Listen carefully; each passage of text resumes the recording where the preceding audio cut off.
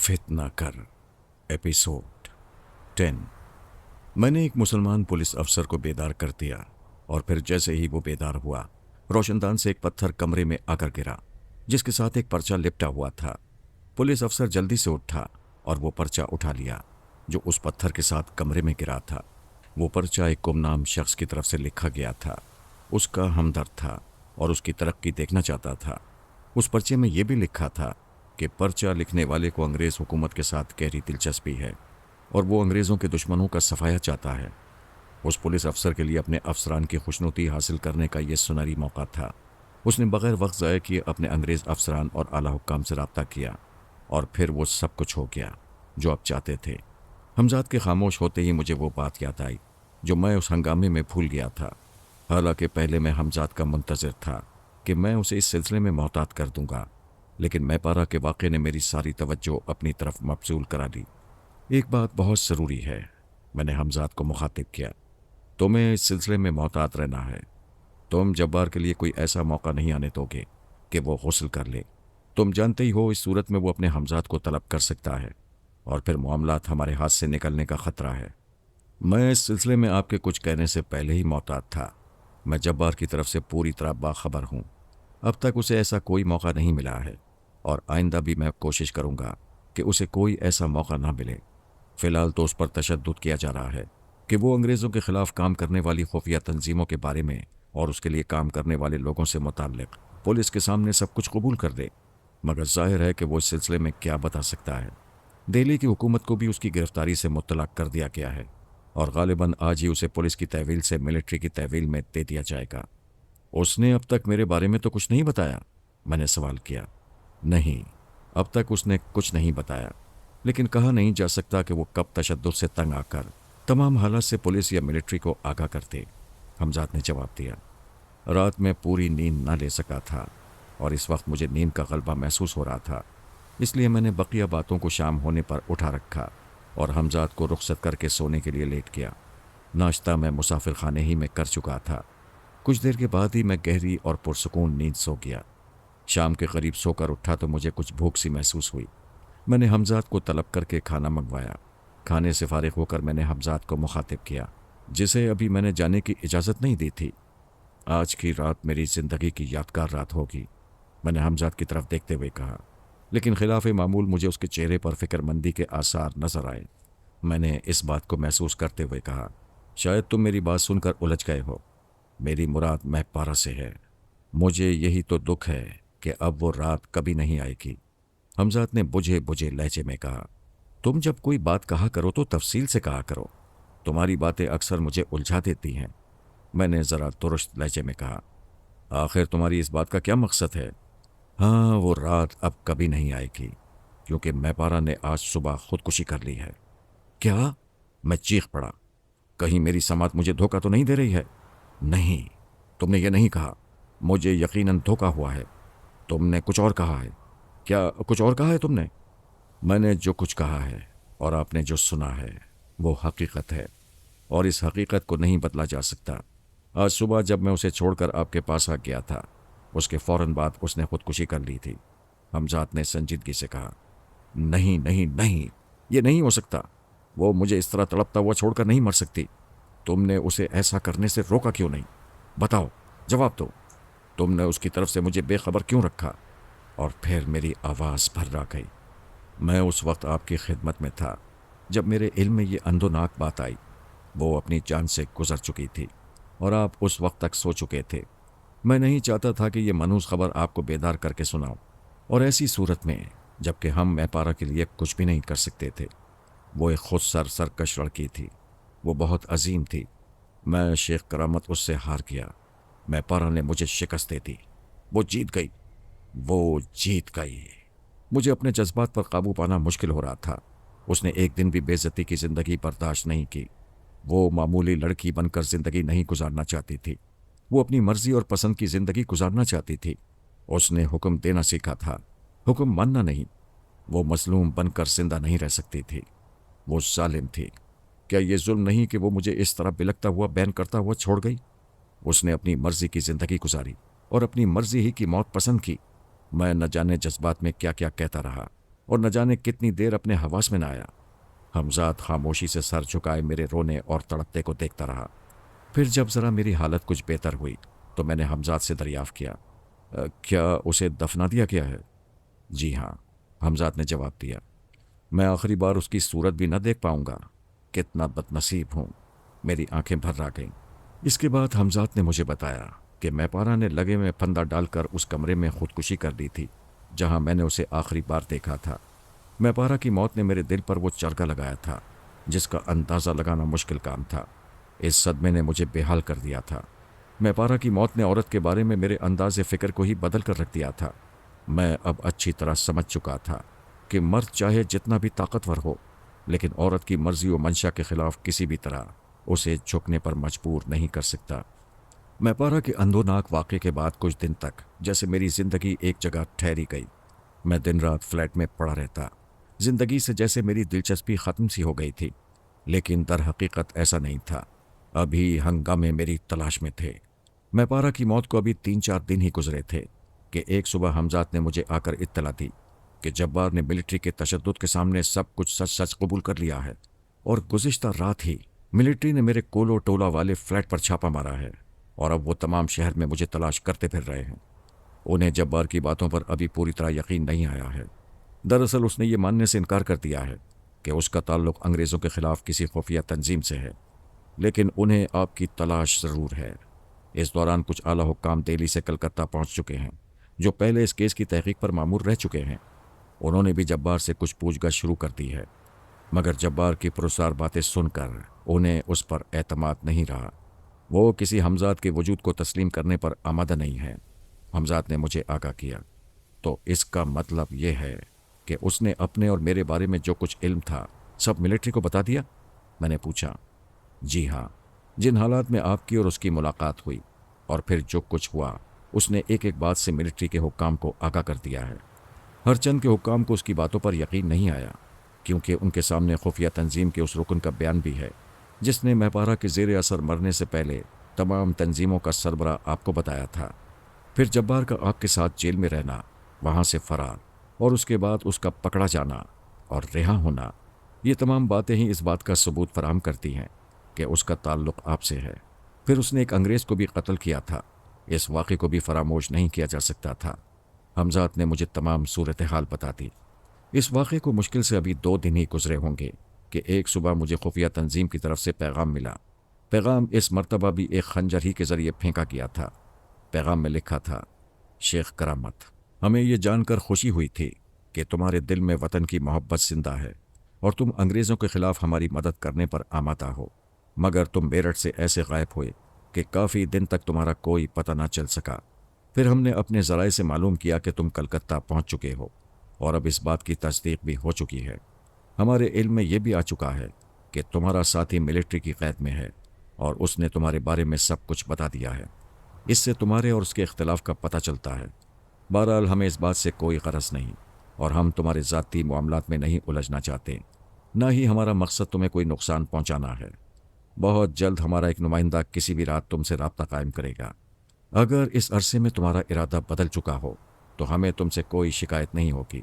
तुम हमारे भेजे हुए आदमी से साफ साफ अपने दिल की बात कर सकते हो। इस सूरत में भी तुम हमें अपना दुश्मन नहीं पाओगे। हमारे आदमी की शनाख्त यह है कि उसके सर पर सब्ज़ अमामा होगा, एक मुहिब्बे वतन। पैगाम पढ़कर बहुत देर तक मैं ख्यालों में खोया रहा। मुझे वो लोग बड़े अजीब लगे जो एक अजीम मकसद के लिए अपनी ज़िंदगियाँ वक्फ कर चुके थे। मैंने ज़िंदगी में पहली मर्तबा ख़ुद को कमतर महसूस किया। मैं यकीनन उनसे बहुत छोटा था। आखिर मेरी ज़िंदगी का मकसद ही क्या था? मैं अब तक सिर्फ अपने लिए ज़िंदा रहा था। मैंने अपने ऐशो आराम के लिए सब कुछ किया था। काफ़ी देर सोच विचार के बाद मैंने अपने दिल में फ़ैसला कर लिया कि मैं यकीनन उन लोगों का साथ दूंगा। लेकिन उसी दिन मुझे हमजाद ने एक ऐसी इत्तला दी जिसने मेरे होश व हवास ठिकाने लगा दिए। इन हालात में जबकि मैं हर कीमत पर खुफिया तंजीमों का साथ देने का फ़ैसला कर चुका था, ये इत्तला मेरे लिए इंतहाई अंधोनाक और किसी बड़े ख़तरे का पेशखेमा थी। मिलिट्री के हुक्काम ने जब्बार को गुस्ल करने का मौका फराहम कर दिया और वो अपने हमजाद को तलब करने में कामयाब हो गया। लेकिन यह हुआ किस तरह? मैंने बेताबी से पूछा। जब मिलिट्री के हुक्काम ने उस पर तशद्दुद के तमाम हरबे आजमा लिए और पूरी तरह उन्हें यकीन हो गया कि जब्बार इससे ज़्यादा कुछ नहीं जानता, जो वो बता चुका है।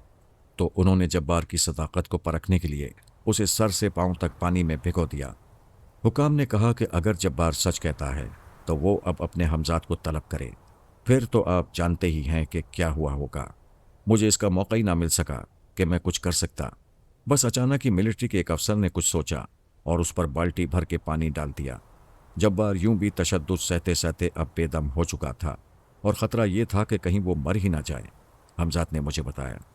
तो क्या वो मिलिट्री की कैद से फरार होने में कामयाब हो गया? मैंने पूछा। जी नहीं, अब उसे इसकी ज़रूरत नहीं। अंग्रेज़ हुक्काम ने एक और चाल चली है। वो जब्बार की पुरस्कार क़ुव्वतों से बहुत मुतासिर हुए हैं और उन्होंने ये फ़ैसला किया है कि जब्बार की पुरस्कार क़ुव्वतों को अंग्रेज़ों के ख़िलाफ़ काम करने वाली खुफिया तंजीमों के मुकाबिल इस्तेमाल करें। जब्बार उनका साथ देने पर आमादा हो गया है, हमजाद ने जवाब दिया। तो गोया वो अंग्रेज़ों से मिल गया। वो गद्दार वतन खुद अपने हम वतनों की ज़िंदगियों से खेलेगा। मेरे होते हुए वो अपने इस नापाक मकसद में कभी कामयाब नहीं हो सकता। ये कहते कहते गुस्से से मेरी मुट्ठियाँ भिज गईं। फिर जब कुछ देर बाद मेरा गुस्सा ठंडा हुआ तो मैंने हालात पर मज़ीद गौर किया और इस गौर व फिक्र ने मुझे कुछ और उलझा दिया। हमजाद अभी तक मेरे पास मौजूद था। मैंने अपने ख़दशे का इज़हार उससे भी कर दिया। इस सूरत हाल में तो जब्बार अपने हमजाद के ज़रिए मेरे बारे में तमाम इत्तलात मिलिट्री के हुक्काम को फराहम कर सकता है। हाँ, ये मुमकिन था, मगर उस सूरत में जबकि ख़ुद आपके कब्ज़े में आपका हमजाद ना होता। जब तक मैं आपके हमरा हूँ या आप मेरे साथ हैं तो कोई भी दूसरा ऐसा शख्स जिसके कब्ज़े में उसका हमजाद हो आपके बारे में कुछ भी मालूम नहीं कर सकता। यानी जिस वक्त मैं आपके पास हूँ, जब्बार आपके बारे में कुछ मालूम ना कर सकेगा कि आप कहाँ और किस हाल में हैं। बिल्कुल इसी तरह आप जब्बार के बारे में कुछ मालूम ना करा सकेंगे जब तक उसका हमजाद उसके करीब मौजूद है, हमजाद ने मुझे समझाया। यानी इसका मतलब है कि अब तुम्हें हर वक्त मेरे साथ रहना पड़ेगा? मैंने पूछा। नुकसान भी क्या है? हमजाद ने खुशदिली से कहा। लेकिन अगर कोई ऐसा मौका आ गया कि मुझे तुम्हें कहीं भेजना पड़े तो क्या होगा? ये ज़रूरी नहीं कि जब्बार का हमजाद हर वक्त सिर्फ आप ही को ढूंढने में लगा रहे और जैसे ही मैं आपसे अलग हो जाऊं वो आपको ढूंढ निकाले। वो तो आपको जब्बार के हुक्म देने के बाद एक मरतबा ढूंढ कर और नाकाम हो जाने के बाद जाकर उसे बता देगा कि आपका कोई पता नहीं और ये कि वो आपको ढूंढने से कासिर है। ये तो आपके इल्म में ही है कि जब्बार और उसके हमजाद के दरमियान इश्तराक की कमी है। जब्बार का हमजाद हर वक्त आपको ढूंढने की मुसीबत क्यों मोल लेगा? वैसे एहतियातन मैं आज के बाद ज़्यादातर आपकी खिदमत में रहने की कोशिश करूँगा, सिवाय उस वक्त के जब किसी अशद ज़रूरी काम से आप मुझे कहीं ना भेजें। हमजाद ने मुझे मुतमईन कर दिया। लेकिन इसके साथ साथ मुझे एक और बात याद आ गई जिसे अब तक मैं भूला हुआ था, और वो बात गालिबन हमजाद के मद्देनज़र भी नहीं रही थी। तुमने अभी कहा कि जब्बार मेरे बारे में तुम्हारे होते हुए अपने हमजाद की मदद से कुछ मालूम नहीं कर सकता और ना मैं ही उसके बारे में तुम्हारे ज़रिए कुछ मालूम करा सकता हूँ कि वो कहाँ है और किस हाल में है और क्या कर रहा है। तो अब मैं अपने तसव्वुर को भी काम में लाकर उसके बारे में कुछ नहीं जान सकता, उसे नहीं देख सकता, उसकी बातें भी नहीं सुन सकता। हाँ, ये मुमकिन है आप अपनी उस क़ुव्वत को बरोए कार ला सकें, क्योंकि जब्बार के पास ये क़ुव्वत नहीं है। मेरे जहन में भी ये बात थी, लेकिन इसमें सिर्फ एक ख़तरा था। हमजाद ने कुछ सोचते हुए कहा। वो क्या? मैंने सवाल किया। वो ये कि इस सूरत में जब्बार का हमजाद जो हर वक्त उस पर मुसल्लत रहता है इस बात से बाखबर हो जाएगा कि जब्बार को कोई पुरस्कार क़ुव्वत देख रही है और वो क़ुव्वत उसकी नज़र में सिवाय आपके और कोई नहीं हो सकती। वो जब्बार को आपके बारे में बताकर होशियार ज़रूर कर सकता है, लेकिन तुम अभी कह चुके हो कि जब्बार और उसके हमजाद के दरमियान इश्तराक व यगानियत की कमी है। इस सूरत में उसके हमजाद को क्या पड़ी है कि खामखा उसे इस बात से आगाह करे कि मैं उसे अपनी पुरस्कार क़ुव्वत के ज़रिए देख रहा हूँ? मैंने एतराज़ किया। आपका ये कहना दुरुस्त है, लेकिन इस इम्कान को पसे पुश नहीं डाला जा सकता, हमजाद ने कहा। और फिर इस तरह आप उसे देख और सुन सकते हैं, उसे कोई नुकसान नहीं पहुँचा सकते, लेकिन इस तरह मैं उसके मंसूबों और हरकत व सकनात पर तो नज़र रख सकता हूँ। हाँ, ये मुमकिन है। फिर उसी दिन दोपहर के बाद हमजाद ने मुझे बताया कि जब्बार ने मिलिट्री हुक्काम के ईमा पर अपने हमजाद के ज़रिए मुझे तलाश करने की कोशिश की थी, लेकिन नाकाम रहा। शाम होते होते मैंने हमजाद से एक और बुरी खबर सुनी। उसने मुझे बताया कि खुफिया तंजीम के कई अहम अफराद गिरफ्तार किए जा चुके हैं और ये सब कुछ जब्बार के हमजाद की मदद से किया गया है। जब्बार अब पूरी तरह अंग्रेज़ों के हाथों में खेल रहा था। अब कुछ मेरे करने की बारी थी। मैं हर कीमत पर उन लोगों की रिहाई चाहता था। ये तमाम मालूमात हमजाद ने मेरे करीब रहते हुए اپنی پرسرار قوتوں کو استعمال کر کے فراہم کی تھیں، اور میرے ساتھ رہنے کے باوجود حالات سے پوری طرح خود بھی باخبر رہنا چاہتا تھا، اور مجھے بھی باخبر رہنا تھا، کیونکہ میں اسے بتا چکا تھا کہ میرا ارادہ خفیہ تنظیم کی لوگوں کی مدد کرنے کا ہے۔ اب حمزات کی ذمہ داریاں پہلے سے کچھ بڑھ گئی تھیں، اسی لیے اس نے مجھے بر وقت حالات سے مطلع کیا تھا۔ حالانکہ ابھی خفیہ تنظیم کا کوئی نمائندہ مجھ سے نہیں مل پایا تھا، لیکن میں اپنے طور پر ایک فیصلہ کر چکا تھا، اور میں نے اس پر عمل کرنا شروع کر دیا تھا۔ یہ صورتحال بہت نازک تھی کہ خفیہ تنظیم کے افراد حکام کی نظر میں آتے جا رہے تھے، اور نہ صرف نظر آتے جا رہے تھے بلکہ ان میں سے کچھ گرفتار بھی کیے جا چکے تھے۔ فی الحال ان کے لیے میں اس سے زیادہ اور کچھ نہیں کر سکتا تھا کہ انہیں ملٹری کے سخت پیرے کے باوجود وہاں سے فرار کرا دوں جہاں انہیں قید رکھا گیا تھا، کیونکہ اس طرح ان کی زندگیاں خطرے میں تھی۔ یہی سب کچھ سوچ کر میں نے حمزات کو حکم دیا۔ حالات پیچیدہ ہوتے جا رہے ہیں۔ میری سمجھ میں فی الحال صرف یہی آیا کہ جو لوگ گرفتار ہو چکے ہیں انہیں کسی طرح بچا لیا جائے، ورنہ ان کی زندگیاں خطرے میں پڑنے کا احتمال ہے۔ انگریز درندے انہیں کسی بھی حال میں زندہ نہیں چھوڑیں گے۔ تم فوراً روانہ ہو جاؤ اور جس قدر جلد ممکن ہو ان تمام لوگوں کو وہاں سے فرار کرا دو۔ حمزات کے جانے کے بعد میں کافی دیر تک بگڑے ہوئے حالات پر غور کرتا رہا۔ حمزات کی غیر موجودگی میں مجھے ایک خدشہ یہ بھی تھا کہ کہیں اس وقت دوبارہ جبار اپنے حمزات کو میری تلاش پر نہ لگاتے، اس طرح میری یہ پناہ گاہ بھی غیر محفوظ ہو سکتی تھی۔ اسی لیے میں حمزات کے لوٹنے تک مضطرب رہا۔ اس دوران کئی بار میرا دل چاہا کہ میں اپنے تصور کی قوت کو بروئے کار لا کر جبار کے بارے میں معلومات کرنے کی کوشش کروں کہ وہ کہاں ہے اور کیا کر رہا ہے۔ احتیاط کے پیش نظر میں اپنے ارادے سے باز رہا، لیکن میں نے اپنی چشم تصور سے تنظیم کے افراد کی رہائی کا پورا منظر دیکھا۔ حمزات کے روانہ ہونے کے کچھ ہی دیر بعد میں اپنے تصور کی قوت کو بروئے کار لا چکا تھا۔ میں نے حمزات کو ایک انگریز کی طرف چھپٹتے دیکھا جس کے ہاتھ میں چمڑے کا ہنٹر تھا، اور وہ اپنے ہنٹر کو سامنے دو ستونوں کے درمیان جکڑے ہوئے ایک بے بس نوجوان کو مارنے کے لیے بلند کر رہا تھا۔ میں نے دیکھا کہ انگریز کا ہاتھ اٹھا کا اٹھا ہی رہ گیا۔ وہ اپنا ہاتھ نیچے گرانے سے قاصر تھا۔ پھر اس کے ہاتھ سے ہنٹر چھوٹ کر دور جا گرا۔ تنگ و تاریک کمرے کا منظر بہت بھیانک تھا۔ اسی کمرے کی دیوار پر تھوڑے تھوڑے فاصلے سے 7 نوجوان لٹکے ہوئے تھے۔ ان کے دونوں ہاتھوں کو رسی سے جکڑ کر انہیں دیوار میں لگے ہوئے بڑے بڑے آہنی ہکوں سے لٹکا دیا گیا تھا، اور ان کے پیر بھی رسیوں سے جکڑے ہوئے تھے۔ ان کے جسموں پر جگہ جگہ سے کھال ادھڑ چکی تھی جس سے خون بہ رہا تھا، اور کمرے میں اس وقت صرف 2 انگریز افسر ایک ہندوستانی نظر آ رہا تھا۔ ہندوستانی کے ماتھے کا ٹیکا اس بات کی نشاندہی کر رہا تھا کہ وہ ہندو ہے۔ تینوں کے ہاتھ میں چمڑے کے ہنٹر تھے۔ وہ تینوں شاید انہیں مارتے مارتے تھک چکے تھے۔ یہ کام شاید وہ اپنے ماتحتوں سے بھی لے سکتے تھے، لیکن کوئی اہم اور خاص بات معلوم کرنے کے چکر میں وہ خود ان مظلوموں کے لیے عذاب بنے ہوئے تھے۔ جیسے ہی انگریز افسر کے ہاتھ سے ہنٹر چھوٹ کر دور جا گرا، ہندوستانی اسے اٹھانے کے لیے لپکا، لیکن جب وہ ہنٹر اٹھانے کے لیے جھکا تو چیخ مار کر اوندھے منہ جا گرا۔ اس کی پشت پر پڑنے والی حمزات کی نادیدہ لات اتنی ہی بھرپور تھی۔ دوسرا انگریز افسر بھی اب حمزات سے محفوظ نہیں رہا تھا۔ اس کا ہنٹر بھی ایک جھٹکے کے ساتھ اس کے ہاتھ سے نکلا اور پہلے افسر کے منہ پر پڑا۔ ان تینوں کو حمزات نے مار مار کر ادموا کر دیا۔ اس کمرے سے کچھ دور ذرا فاصلے پر موجود دوسرے افسران نے غالباً اس طرف اس لیے کوئی توجہ نہ دی کہ وہ بہت دیر سے کمرے سے آنے والی چیخ و پکار سن رہے تھے۔ وہ یہی سمجھ رہے تھے کہ یہ شور قیدیوں کا ہے۔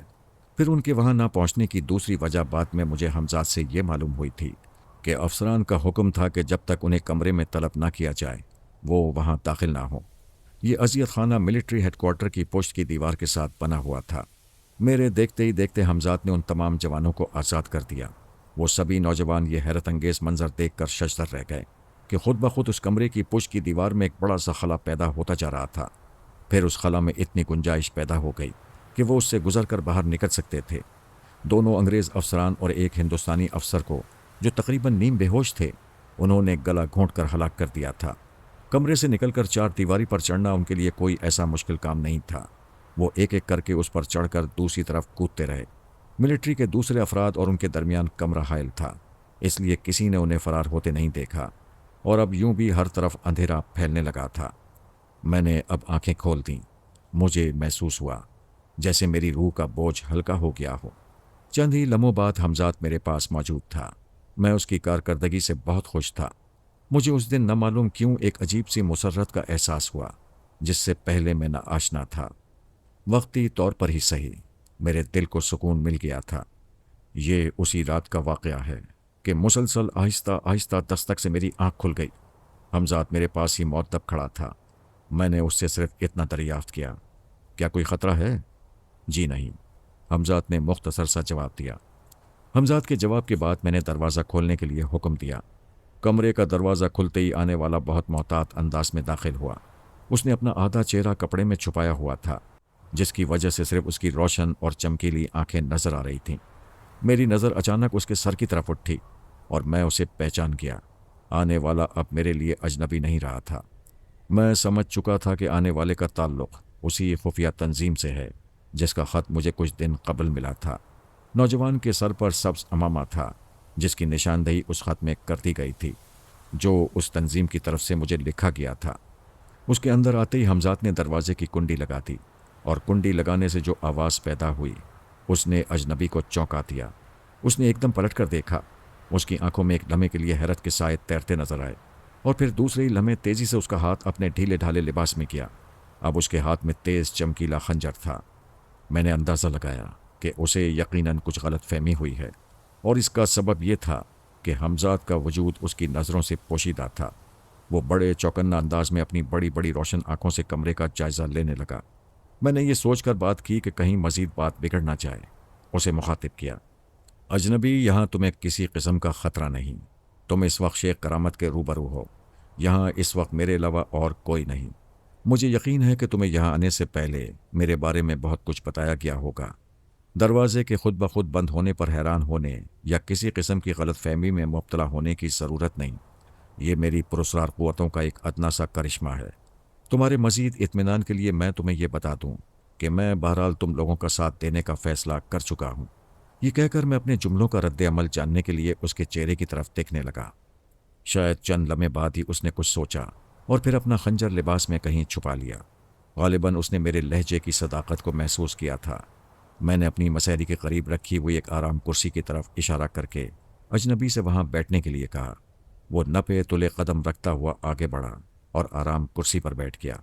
ابھی تک اس نے نہ تو مجھے مخاطب کیا تھا اور نہ ہی میری کسی بات کا جواب دیا تھا۔ مجھے اس کے اس رویے سے کچھ الجھن بھی محسوس ہو رہی تھی، لیکن میں نے اس کا اظہار نہیں کیا اور منتظر رہا کہ وہ خود ہی کچھ بولے۔ لیکن کچھ بولنے سے پہلے اس نے اپنے چہرے سے نقاب ہٹا دی اور یہی وہ لمحہ تھا جب مجھے محسوس ہوا کہ ایک بجلی سی کون گئی ہے۔ وہ میرے لیے ایک ذہنی جھٹکا ہی تھا۔ میں نے کئی دفعہ پلکیں جھپکائیں کہ شاید میری بصارت مجھے دھوکہ دے رہی ہو۔ میرے لیے یہ قطعی غیر متوقع بات تھی۔ بڑی بڑی روشن آنکھیں مجھے گھور رہی تھیں۔ وہ چہرہ اتنا ہی حسین تھا کہ کچھ دیر کے لیے میں اس کے خد و خال میں کھوسا گیا۔ اجلی رنگت، کالی چمکیلی نشیلی سی آنکھیں، ہونٹ گلاب کی سی پنکھڑیاں، رخساروں کی سفیدی میں ہلکی ہلکی سرخی گھلی ہوئی اور چوڑی پیشانی پر سبز عمامہ اس طرح بندھا ہوا تھا جیسے دلہن کے سر پر سیرا سجا ہو۔ بڑی بڑی آنکھوں پر لمبی سیاہ پلکیں، ستواں ناک اور بال عمامے میں چھپے ہوئے تھے جن کا میں صرف تصور ہی کر سکتا تھا۔ دائیں رخسار پر خفیف سا گڑھا جیسے نرم سبک رو پانی میں بھنور پڑ جائے، گلابی ہونٹوں سے جھانکتی ہوئی سفید دانتوں کی قطار، ابرو جیسے دو کمانیں کھچی ہوئی ہوں۔ میں اسے دیکھتا کا دیکھتا رہ گیا۔ ذہن میں عورت کے حسن پر لکھے جانے والے فارسی اور اردو کے نہ جانے کتنے شعر گونج گئے۔ آج بھی وہ چہرہ یاد آتا ہے تو یادوں میں چراغ جلنے لگتے ہیں۔ میں نہ جانے کب تک اس محویت میں گم رہتا کہ میری سماعت میں گھنٹیاں سی بج اٹھیں۔ اس کی آواز کی جھنکار، گونج اور ٹھنڈک میں نے اپنی روح میں اترتی ہوئی محسوس کی۔ شیخ، تمہیں مبارک ہو، تم نے سچائی کے حق میں فیصلہ دیا۔ ہم تمہیں خوش آمدید کہتے ہیں۔ اب تم اکیلے نہیں رہے، تمہارے ساتھ سرفروشوں اور جانبازوں کا وہ قافلہ ہے جو وفا کرنا اور وفا نبھانا جانتا ہے۔ مجھے یقین ہے کہ تم بھی ہمیں مایوس نہیں کرو گے۔ کیا تم سچ کہہ رہی ہو؟ میں جیسے خواب کے سے عالم میں ہی بولا۔ ہاں، یہ ابھی صرف الفاظ ہیں، مگر جب یہ الفاظ تمہارے تجربے بنیں گے تو تمہیں خود بخود ان کی صداقت پر یقین آ جائے گا۔ میری نظریں اس چہرے کا طواف کر رہی تھیں۔ اس چہرے پر ایک عجیب سی معصومیت اور تقدس تھا۔ ایسا تقدس میں نے اس سے پہلے کسی عورت کے چہرے پر نہیں دیکھا تھا۔ ایک ایسا تقدس جس میں پاکیزگی اور طہارت تھی، جس کے روبرو عام سطحی اور سفلی جذبات نہ جانے کہاں کھو جاتے ہیں۔ حسن اور تقدس کے اس امتزاج کے سامنے کوئی مزور جذبہ سر نہیں ابھارتا۔ میں نے اس لمحے اپنے اندر گھٹیا اور سفلی جذبات کو گہری نیند سوتے ہوئے محسوس کیا۔ یہ تجربہ میرے لیے قطعی نیا تھا۔ روب، حسن اور خود فراموشی کے احساس سے میری پلکیں جھک گئی۔ وہ کون تھی؟ اس کا کیا نام تھا؟ مجاہدوں کی خفیہ تنظیم سے اس کا کیا تعلق تھا؟ وہ ان میں کس طرح اور کیوں شامل ہوئی؟ مجھے کچھ بھی معلوم نہیں تھا، مگر اس وقت مجھے محسوس ہو رہا تھا کہ میں اسے برسوں سے جانتا ہوں۔ وہ میرے لیے اجنبی نہیں ہے۔ نہ جانے کیوں میرے دل میں اس کے لیے اپنائیت کا جذبہ پیدا ہو گیا، جیسے وہ میری اپنی ہو، جیسے اس کے سارے دکھ سکھ میں جانتا ہوں، جیسے میں اس کے دکھوں میں شریک ہوں، اور جیسے میں اس کے عشق میں مبتلا، بالکل روایتی عاشقوں کی طرح جو اپنے محبوب کی ایک ایک ادا پر اپنی جان نثار کر دیتے ہیں۔ عشق کی پاکیزگی جن کے دلوں میں حوث کو مٹا دیتی ہے، جس کی زندگی کا مقصد صرف عشق اور عشق سے مالا مال ہوتے ہیں، جو صرف عشق کرنے کے لیے پیدا ہوتے ہیں اور فنا ہو جانے کے لیے زندہ رہتے ہیں۔ میری محویت پھر ٹوٹ گئی۔ وہ مجھ سے ہم کلام تھی۔ میں تمہیں صرف یہ اطلاع دینے آئی ہوں کہ کل اسی وقت پھر آؤں گی۔ تمہیں کل میرے ساتھ چلنا ہوگا۔ کہاں؟ میں نے کھوئے ہوئے لہجے میں کہا۔ یہ تمہیں کل ہی معلوم ہو جائے گا، اس نے جواب دیا، اور پھر وہ بہار کا جھونکا اس طرح گزر گیا کہ میں دیر تک اس کی خوشبو کی آہٹیں اپنے درد دل سے محسوس کرتا رہا، اور جب میں اس خوشبو کے حصار سے باہر نکلا تو حمزات مجھے حیرت سے تک رہا تھا۔ اس سے میری کیفیت پوشیدہ نہیں تھی۔ میں چند ہی لمحوں میں جیسے بالکل بدل کر رہ گیا تھا۔ میں اپنے خیالوں کی انجمن کو اس کے تصور سے آباد رکھنا چاہتا تھا، اس لیے میں نے حمزات سے بھی کسی قسم کی گفتگو مناسب نہ سمجھی۔ مجھے اپنی روح میں ایک عجیب سا بے نام نشاط کا احساس ہو رہا تھا، اور اس نشاط و بے خودی کی کیفیت سے میں باہر نہیں آنا چاہتا تھا۔ میں نے حمزات سے صرف اتنا کہا کہ اب میں سوچنا چاہتا ہوں، اور پھر میں آنکھیں بند کر کے اس کے تصور میں کھو گیا جس کے نام تک سے نا آشنا تھا۔ صبح جب میں اپنی پلکوں پر حسین خوابوں کا خوشگوار بوجھ لیے اٹھا تو میں نے خود کو بہت ہلکا پھلکا محسوس کیا۔ میری گناہگار ماضی میں گزرنے والی رات کے لمبے سایوں میں کہیں روپوش ہو گیا تھا، جیسے میرے اندر کسی نئے انسان نے جنم لیا ہو۔ جب خیالوں کی دھند چھٹی تو مجھے حمزات کا چہرہ نظر آیا۔ آنے والے لمحوں کے سوال ایک ایک کر کے میرے ذہن میں گونجنے لگے۔ سوالوں کی گرداب سے ایک سوال پھر بار بار ابھرتا۔ وہ کون تھی؟ ناہید، حمزات نے کہا، اور مجھے جیسے میرے سارے سوالوں کا جواب مل گیا۔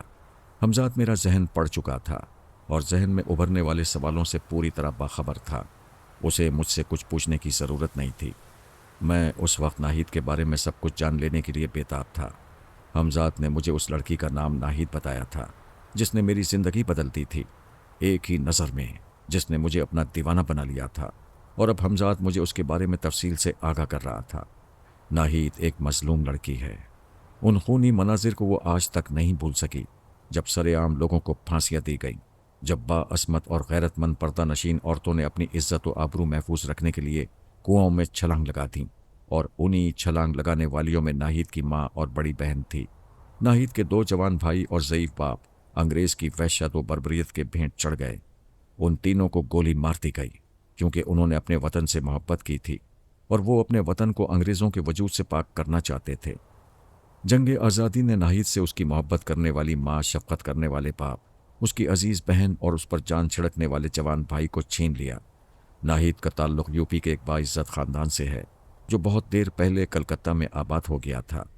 سارے ہنگامے میں ناہید اس لیے زندہ رہ گئی کہ سفاک اور ظالم سپاہیوں نے اسے مردہ سمجھ لیا تھا، جبکہ وہ اپنے بھائی کی لاش کو دیکھ کر صرف بے ہوش ہوئی تھی۔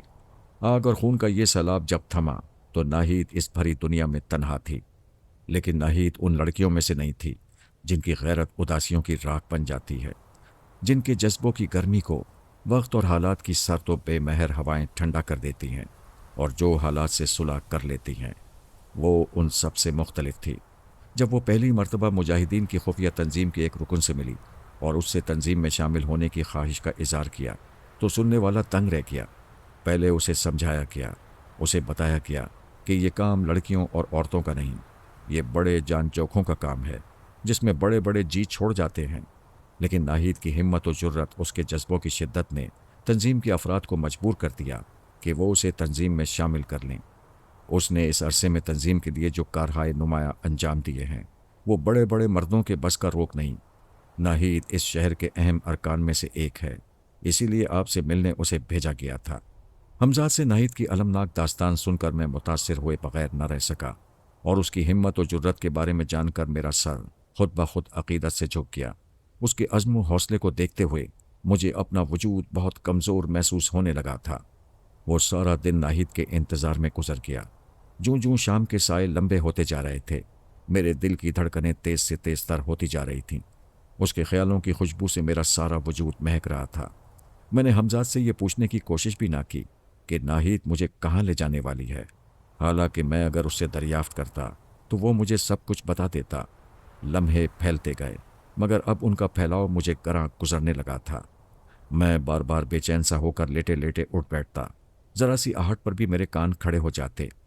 बंद दरीचों से गुजरती हुई हवा की सरसराहटें भी मुझे चौंका देतीं। लालटेन की मध्यम रोशनी दीवार पर आड़ी तिरछी लकीरें बनाते हुए नाहिद के जिस्म में तब्दील हो रही थीं। कहीं ऐसा तो नहीं कि वो आज रात ना आए। क्या पता उसने अपना इरादा बदल दिया होगा। क्या वो आएगी? मुझे वसवसों ने घेर लिया। इन्हीं वसवसों की शिद्दत ने मुझे मजबूर किया कि मैं अपने तसव्वुर की क़ुव्वत को बरोए कार लाऊं। मेरी आंखें उसे देखने के लिए बेताब थीं, इसीलिए मैंने आंखें बंद कर लीं। अब मैं उसका तसव्वुर बांध रहा था, लेकिन जैसे ही वो चेहरा मेरे चश्मे तसव्वुर के सामने आया, मैं चौंक पड़ा। ये वो मासूम लड़की नाहिद थी जिसे मैंने कल रात देखा था। मुझे नाहिद के चेहरे पर बला की सफाकी नजर आई। उसकी आंखों का नशीलापन न जाने कहाँ गायब हो गया था। उनमें बजाय नशीलेपन के गहरी सुर्खी थी, जैसे तपता हुआ गर्म लोहा। मैंने अपने तसव्वुर का दायरा वसी किया और उसी वक्त नाहिद ने झपट कर ऊँघते हुए सिपाही के सीने में खंजर उतार दिया। उसका दूसरा हाथ सिपाही के मुंह पर था। सिपाही की आखिरी चीख उसके गले में ही घुट गई। जब तक वो तड़प कर ठंडा ना हो गया, नाहिद उसके पास से न हटी। नाहिद ने सिपाही का जिस्म दरवाजे से घसीट कर एक तरफ किया और अपने लिबास से कोई चीज़ निकाल कर दरवाजे पर झुक गई, लेकिन काफ़ी देर जिद्दोजहद करने के बावजूद दरवाज़ा ना खुला। वो वहाँ से हट गई और कुछ देर आहट लेने के बाद कोठी की पुश्त की तरफ पड़ गई। उस वक्त वो बड़े से इहाते में थी। मेरी चश्मे तसव्वुर उसके साथ साथ हरकत करती रही। मैं नाहिद की हरकत और सकनात देखता रहा। मैं कतई ला इल्म था कि वो इतनी रात गए वहाँ क्या करने गई है और ये कोठी किसकी है। कोठी के पिछले हिस्से में कुछ फासले पर असल इमारत से कुछ दूर चंद क्वार्टर्स बने हुए थे, जिनमें कतई तारीकी और खामोशी थी। मैंने नाहिद को चौकन्ना अंदाज में वहाँ से गुजरते हुए देखा। मैं ये देखकर तंग रह गया कि नाहिद बंदरों की तरह फुर्ती से एक दीवार पर चढ़ गई और फिर आहिस्ता से दीवार की दूसरी तरफ कूद गई। अब वो इमारत के बड़े सहन में थी। सहन से दबे पांव गुजर कर वो राहदारी में पहुंची और एक दरवाजे के सामने रुक गई। दरवाज़ा गालिबन अंदर से बंद था। वो दरवाजे से गुजरकर करीबी खिड़की की तरफ लपकी। जैसे ही उसने खिड़की पर हाथ रखा, दबाव डाला, खिड़की खुलती चली गई। नाहिद ने अपने जिस्म को समेटा और खिड़की से कमरे के अंदर चली गई। कमरे के आतिशदान पर शमादान रोशन था। फर्श पर दबीज कालीन बिछे हुए थे, जिससे ये अंदाज़ा होता था कि ये कमरा यकीनन किसी साहिब सरवत का है। फिर मैंने नाहिद को सामने बिछी हुई मसहरी की तरफ बढ़ते देखा, जिस पर दो जिस्म पड़े हुए थे। उनमें एक औरत थी और एक मर्द। मर्द के चेहरे पर नज़र पड़ते ही मैं चौंका। वो चेहरा मुझे आशना लगा और चंद ही लम्हों में मुझे याद आ गया कि मैंने उसे कहाँ देखा था। औरत और मर्द दोनों अंग्रेज़ थे। उस शख्स को मैंने उस दिन देखा था जब जब्बार की गिरफ्तारी अमल में आई थी। ये शख्स यकीनन कोई बड़ा अंग्रेज़ अफसर था, इसलिए कि जब्बार की गिरफ्तारी में यही शख्स पेश था और मुख्तलिफ लोगों के अहकामात सादर कर रहा था। मसहरी के करीब एक छोटी सी मेज़ पर शराब की बोतल रखी थी और दो गिलास लुढ़के हुए थे। बोतल में अभी कुछ शराब बाकी थी। इससे अंदाज़ा होता था कि वो दोनों, जो गालिबन मियाँ बीवी ही थे, शराब पीते पीते ही सोए थे। नाहिद मसहरी के सराने जाकर रुक गई।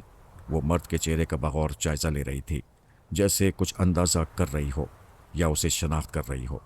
फिर अचानक उसने अपना हाथ बुलंद किया। खंजर के फल ने चमक सी पैदा की और दूसरे ही लम्हे वो खंजर उस मर्द के सीने में पेवस्त हो चुका था। एक चीख कमरे में गूंजी और वो तड़प कर उठने की कोशिश में दूसरे ही लम्हे नीचे कालीन पर गिरा और उसका तेज़ी से उबलता हुआ खून कालीन की सुर्खी में इजाफा करने लगा। चीख की आवाज़ सुनकर अंग्रेज़ अफसर की बीवी जाग गई थी।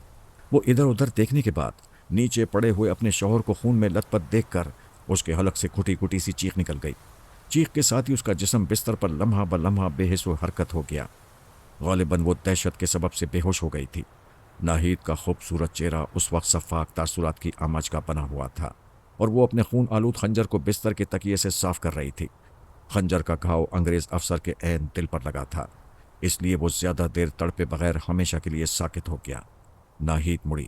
وہ اس کمرے میں جس کھڑکی کے راستے داخل ہوئی تھی اسی سے گزر کر ایک بار پھر راہداری میں آ گئی۔ اب وہ پوری کوٹھی میں چکراتی پھر رہی تھی۔ کوئی کمرہ جگہ ایسی نہیں تھی جہاں گھس کر اس نے دیواروں کو ٹھوکا بجایا نہ ہو۔ کمروں کے فرش پر بچھے ہوئے قالین اس نے اٹھا اٹھا کر دیکھے تھے۔ نہ معلوم اسے کس چیز کی تلاش تھی۔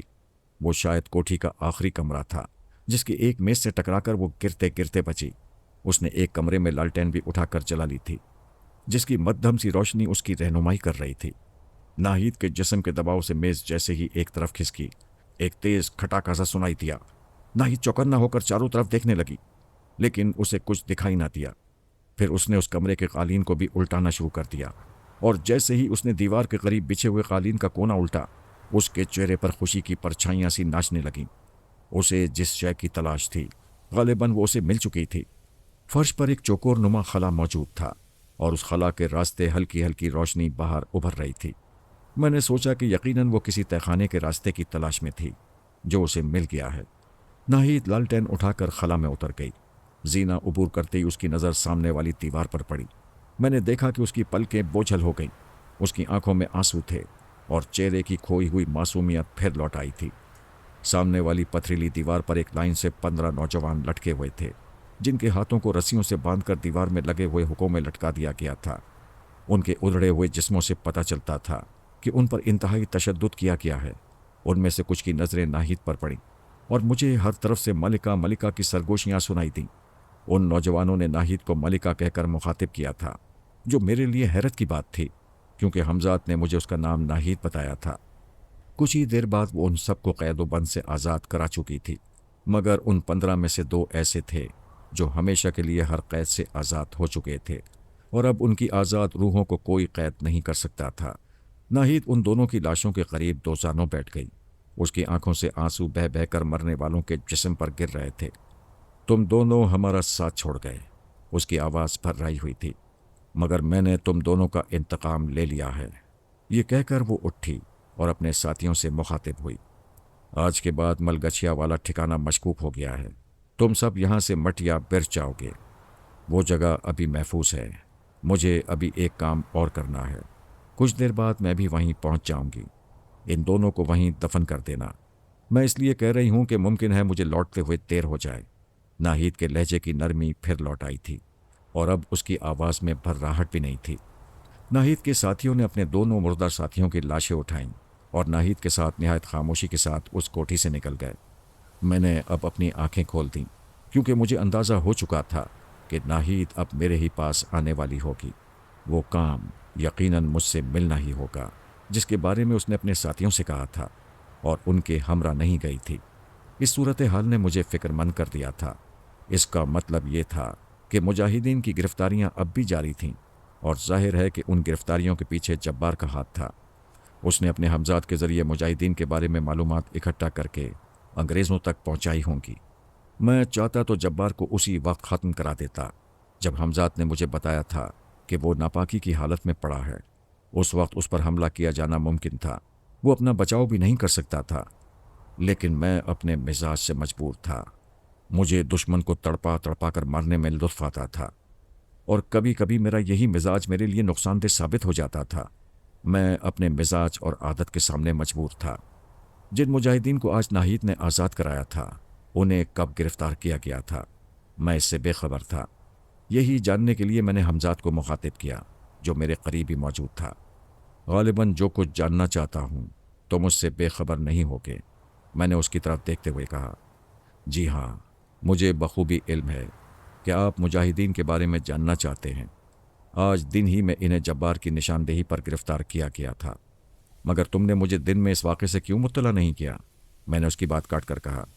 آج آپ بہت دن بعد خوش نظر آئے تھے اور کیف و سرشاری کی جس کیفیت سے گزر رہے تھے میں اسے توڑنا نہیں چاہتا تھا، اور تمہیں علم ہے کہ مجاہدین کو اس کی کتنی بڑی قیمت ادا کرنی پڑی؟ میرے لہجے میں تلخی تھی۔ جی ہاں، مجھے ان 2 شہیدوں کا افسوس ہے جنہوں نے انتہائی تشدد کے سبب جان دے دی، جبکہ انہیں بروقت امداد سے بچایا بھی جا سکتا تھا۔ میرے لہجے کی تلخی بڑھ گئی۔ تم نے میری خوشی پر 2 انسانوں کو بھینٹ چڑھا دیا۔ مجھے ایسی خوشی نہیں چاہیے۔ میری آنکھیں مستقبل میں جھانکنے کی اہل ہیں और मैं देख रहा हूँ कि दुखों और आजमाइशों का एक तवील दौर शुरू होने वाला है। मैं आपका वफादार खादिम हूँ। आप मुझे जो हुक्म देंगे मैं उसे हर तरह बजा लाने का पाबंद हूँ। लेकिन मेरा फ़र्ज़ ये भी है कि मुस्तक़बिल में पेश आने वाले ख़तरात से आपको आगाह करता रहूँ। आपने अपनी आइंदा ज़िंदगी के लिए जो राह मुंतखब की है वो बहुत कठिन, दुश्वार और जानलेवा है, जबकि आप मेरे होते हुए एक मिसाली ज़िंदगी बसर कर सकते हैं। आपके नज़दीक कभी कोई दुख नहीं आ सकता, लेकिन मैं देख रहा हूँ आप दुखों से भरी हुई ज़िंदगी को खुद गले लगाने के लिए आगे बढ़ रहे हैं। हमजाद ने एक ही सांस में बहुत कुछ कह दिया। तो इसका मतलब यह है कि तुम्हें मेरे फैसले से इख्तलाफ है? मैंने सवाल किया। मुझे इख्तलाफ का कोई हक नहीं, मगर जैसा कि मैंने अभी अर्ज़ किया है कि मेरी आंखें जो कुछ देख रही हैं उससे आपको आगाह करना मेरा फ़र्ज़ है, हमजाद ने जवाब दिया। मुझे ये दुख कबूल है। मैंने बहुत सोच समझ कर फ़ैसला किया है।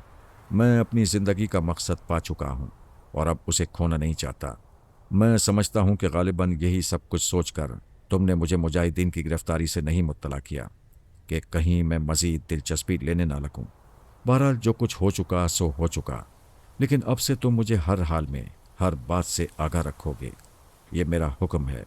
मैं जो फ़ैसला कर चुका हूँ उससे पीछे हटने पर किसी भी सूरत में तैयार नहीं, ख़्वाह मुस्तक़बिल में मेरे लिए अपने दामन में दुख और आजमाइश लाए या सुख। कुछ देर खामोश रहकर मैंने हमजाद से उस अंग्रेज़ अफसर के बारे में मालूम किया जिसे नाहिद ने ठिकाने लगा दिया था। वो इस शहर का कमिश्नर था।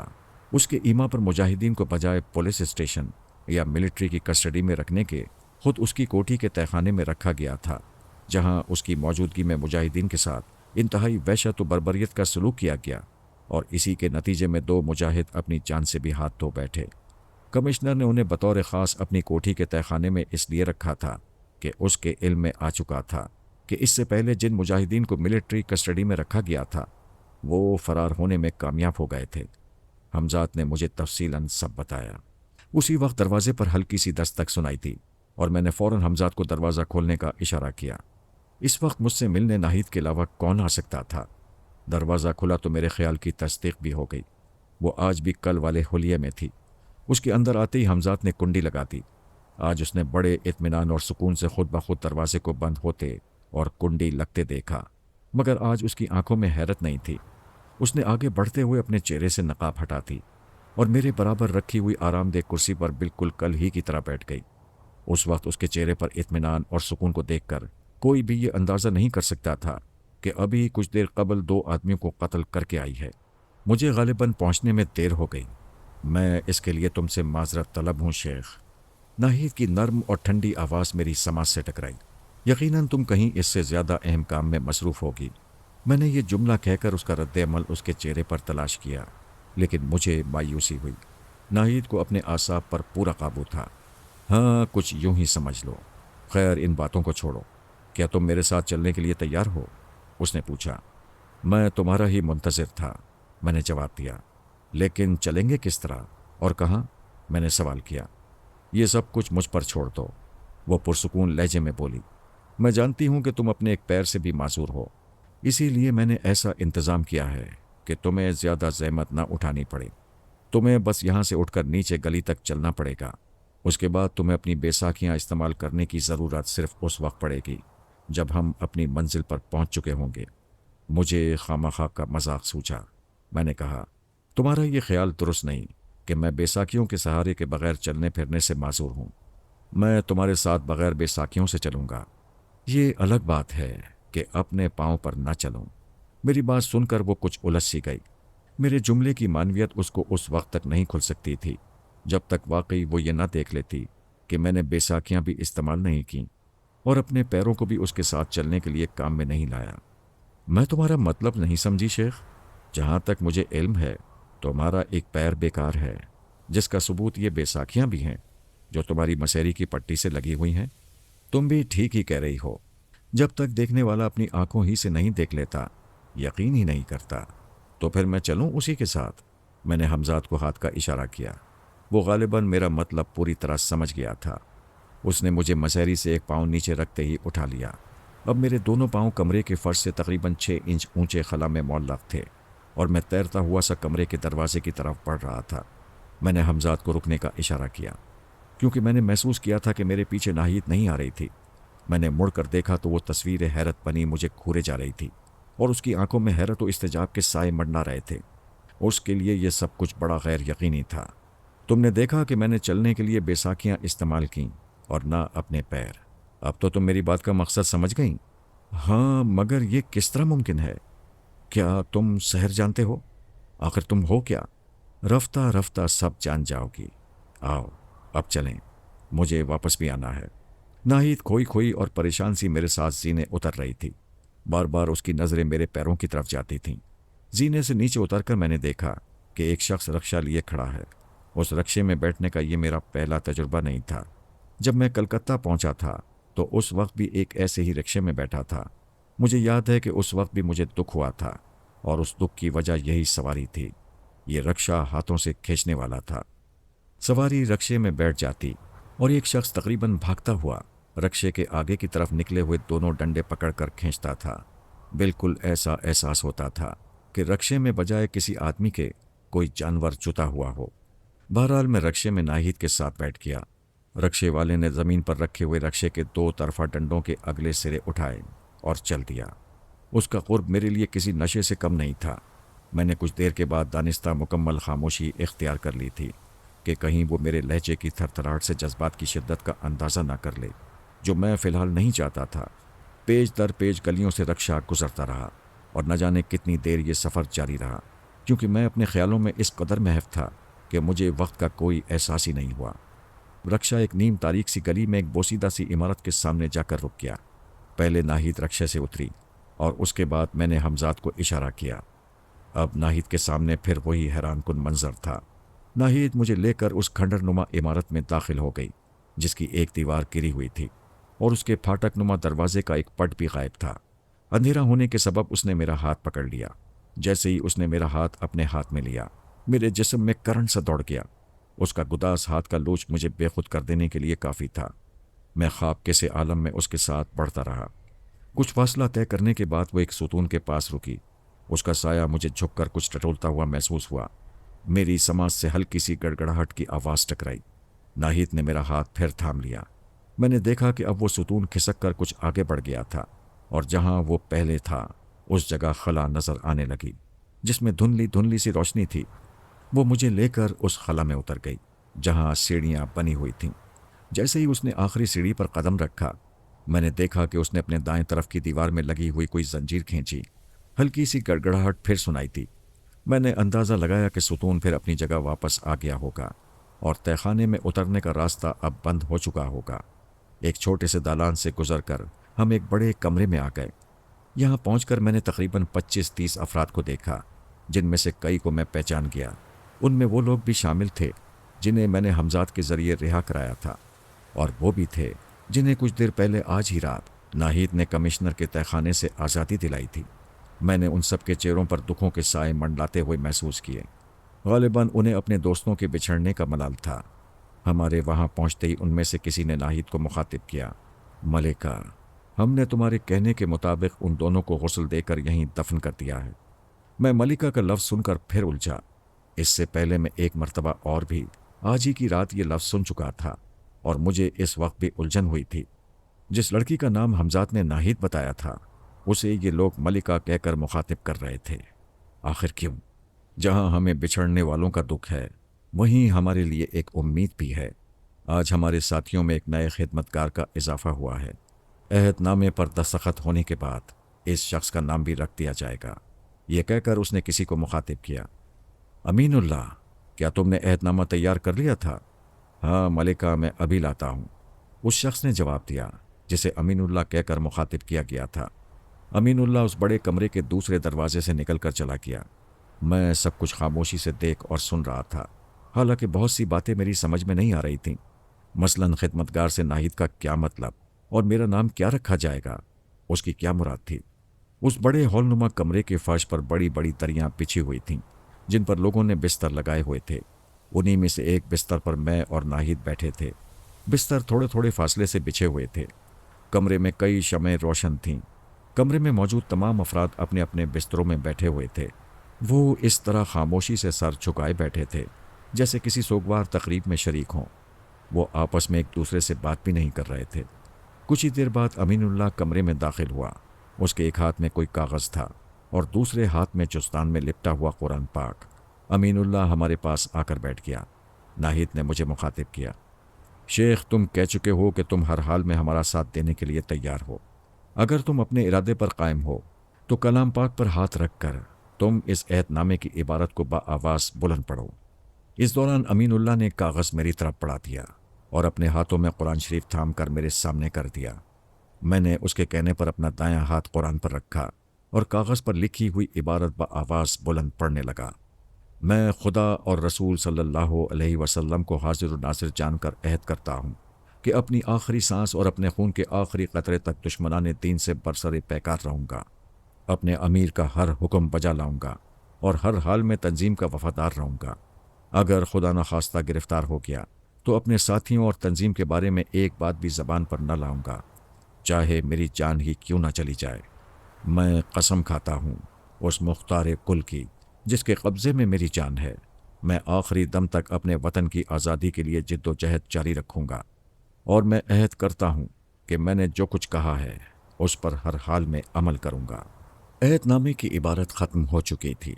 इस दौरान मैंने अपनी रूह में एक अजीब किस्म की तब्दीली और कुतास महसूस किया। मैंने जो कुछ ज़बान से अदा किया था उसका एक एक लफ्ज़ मुझे अपनी रूह की आवाज़ महसूस हो रहा था। मुझ पर एक बेखुदी की कैफियत तारी थी और इसी कैफियत में मैंने अपनी तरफ एक खंजर बढ़ते हुए देखा। ये नाहिद थी जिसने मेरी तरफ खंजर बढ़ाया था। मैं उसे हैरत से देखने लगा कि आखिर उसका मकसद क्या है, और इससे पहले कि मैं उससे कुछ दरियाफ्त करता उसने कहा, इस अहदनामे की सुरखुरी के लिए ज़रूरी है कि तुम अपने खून से इस पर दस्तखत करो। इन अल्फाज में न जाने क्या सहर था।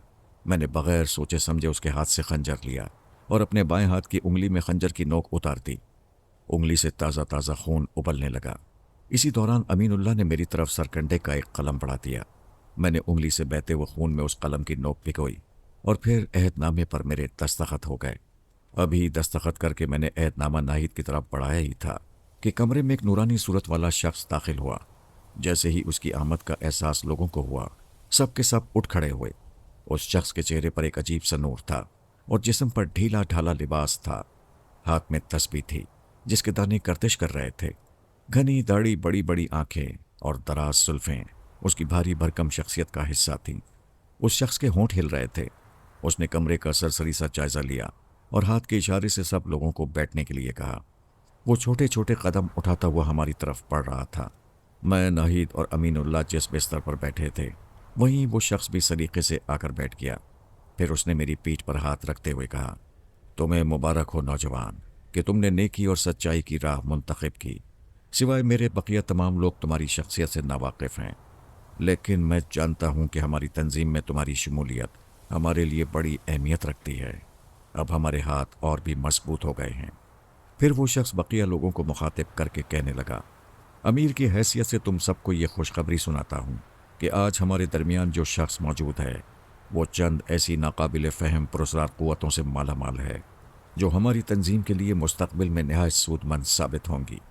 हरचंद कि ये नौजवान तुम्हारी तरह अभी आजमाइशों और इम्तहानों से गुजरा नहीं, लेकिन मुझे यकीन है कि इसके पाए इस्तिकामत में लग़ज़िश नहीं आएगी और तुम इसे अपना वफ़ादार और माविन पाओगे।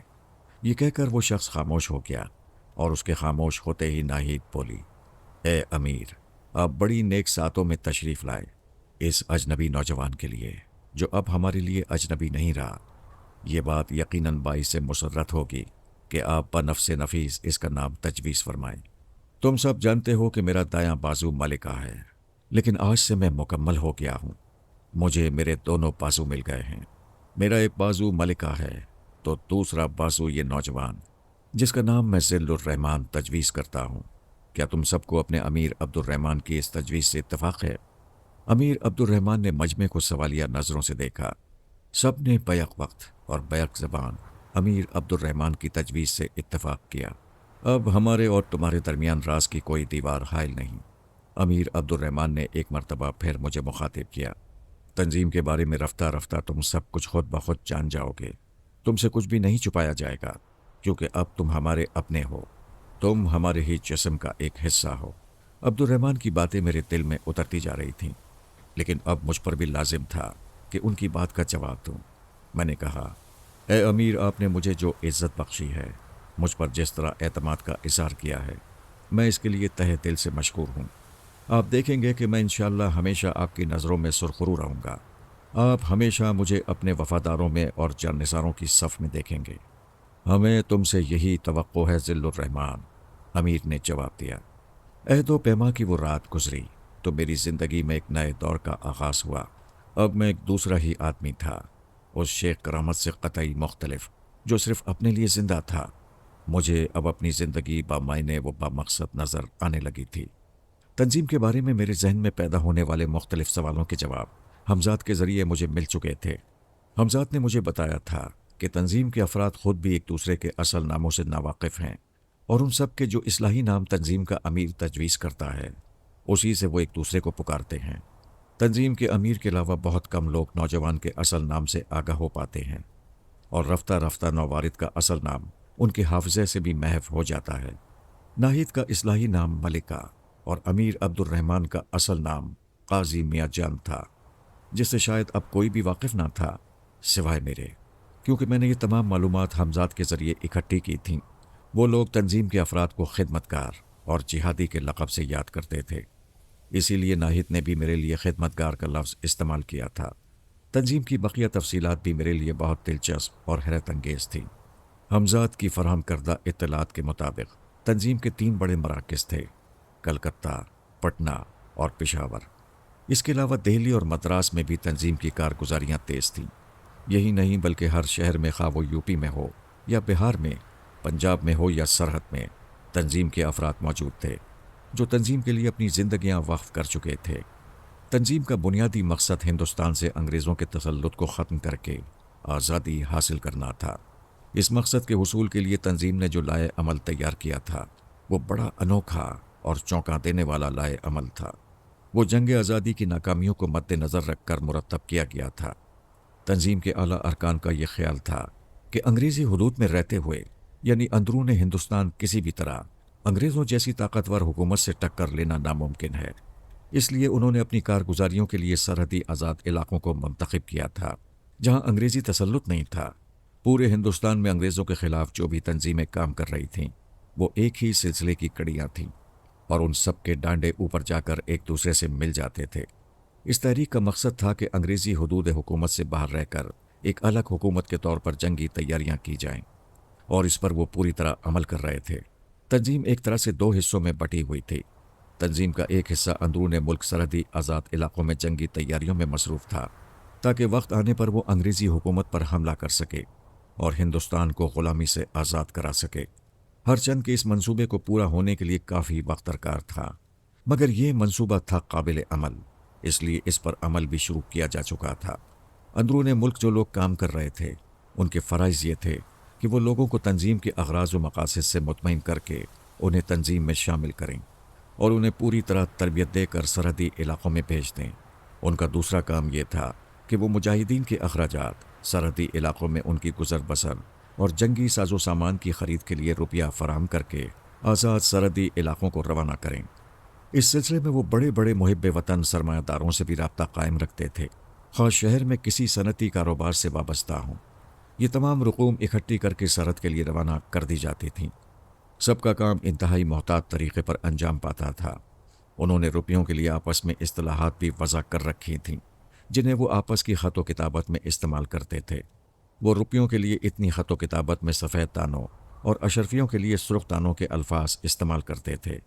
तमाम हिंदुस्तान से रुपया इकट्ठा होकर पंजाब के ज़िले अम्बाला के कस्बे में जमा होता था, जहाँ तंजीम का एक अहम मरकज़ कायम था, और उस मरकज़ के सरबराह को तंजीम के अफराद पीर व खलीफा के नाम से जानते थे।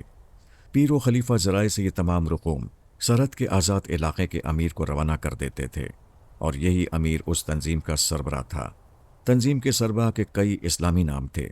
उन्हें बाबू साहब, बाबू जान, खान साहिब वगैरह के नाम से याद किया जाता था, और उनका असल नाम बहुत कम लोगों के इल्म में था।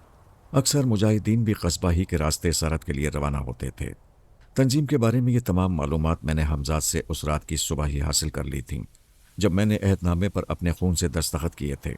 ये तमाम बातें मालूम करने के बाद अब मेरे सामने एक और मसला दरपेश था। وہ اہم مسئلہ یہ تھا کہ اگر تنظیم کے بارے میں یہ تمام اطلاعات جبار کے ذریعے انگریزوں تک پہنچ گئیں تو کیا ہوگا، کیونکہ جس طرح اپنے حمزات کے ذریعے میں نے تنظیم سے متعلق سب کچھ معلوم کر لیا تھا، وہ انگریزوں کو بر وقت ہوشیار کر سکتا تھا۔ یہ صورتحال ظاہر ہے بے انتہا خطرناک ہو سکتی تھی۔ تنظیم کی برسوں کی محنت خاک میں ملنے کا اندیشہ تھا۔ فی الحال سب سے پہلا کام یہی ہوگا کہ کوئی بھی ایسی صورت پیدا کی جائے کہ انگریز حکومت مجاہدین کی سرگرمیوں سے بے خبر رہیں۔ میں نے اس سلسلے میں حمزات سے مشورہ کرنا ضروری نہیں سمجھا۔